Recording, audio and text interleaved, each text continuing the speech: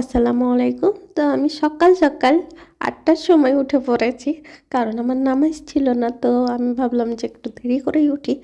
আর আজ যেহেতু মামার বাড়ি যাওয়ার কথা ছিল, আর আমার একটা না খুব গুড হ্যাবিট বলতে পারো যে আমি যখনই কোথাও যাওয়ার থাকে তখনই আমি যেগুলো পরে যাব সেগুলো আমি রেডি করে রেখে দিই।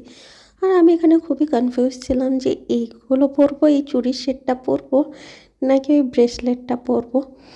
আসলে আমার চুড়ি বা ব্রেসলেট, আংটি এগুলো পরতে খুবই ভালো লাগে। আর আমি কিন্তু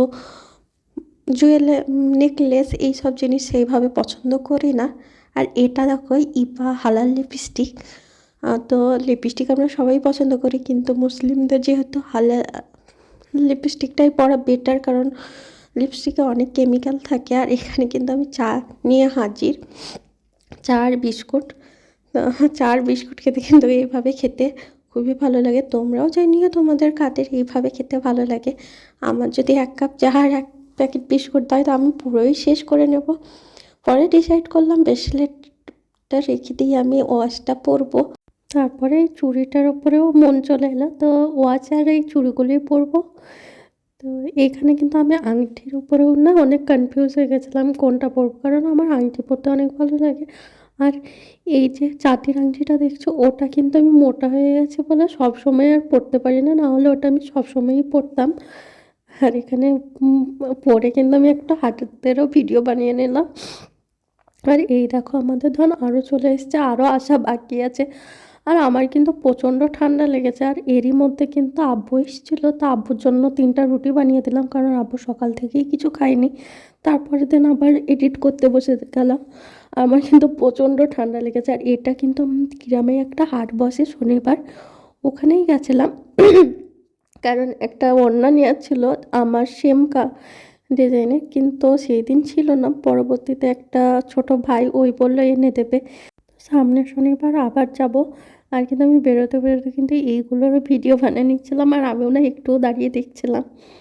তারপরে আমি ওখান থেকে বেরিয়ে আমার দাদার দোকানে চলে গেলাম। এই দেখো এখানে কিন্তু ওই ভিডিওগুলোই আমি বানাচ্ছিলাম।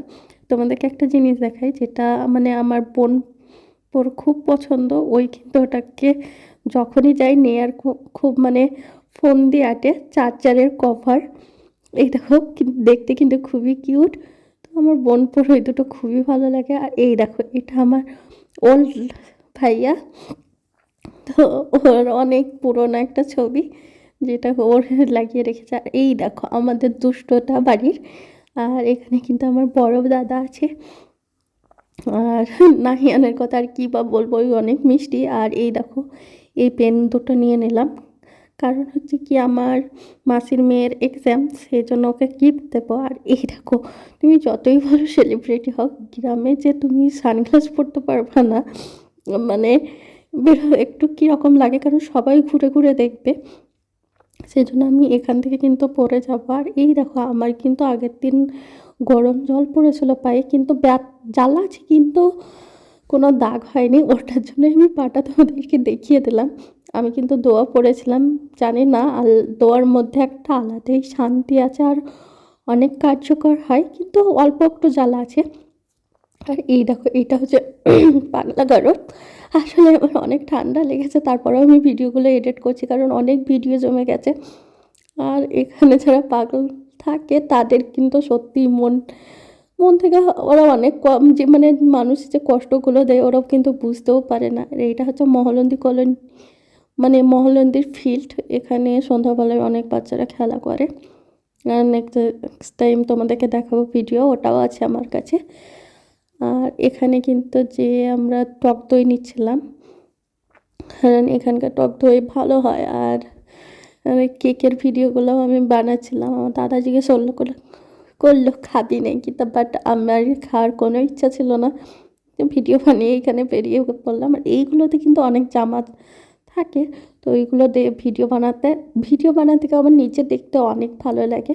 আর এখানে কিন্তু আমার দাদা আর আমার মধ্যে কথা হচ্ছিলো যে দই কেনার জন্য এখান থেকে না নিয়ে আমাকে বললে আমি বানিয়ে দিতাম, কারণ আমি অনেক ভালো দই বানাই। টক দই, মিষ্টি দই, ঝুরি দই, অনেক অনেক রকমের দই বানাতে পারি। তো সেটা নিয়েই বলছিলাম। তো আমার দাদা বললো হ্যাঁ নেক্সট টাইম তোকেই অর্ডার দেওয়া হবে।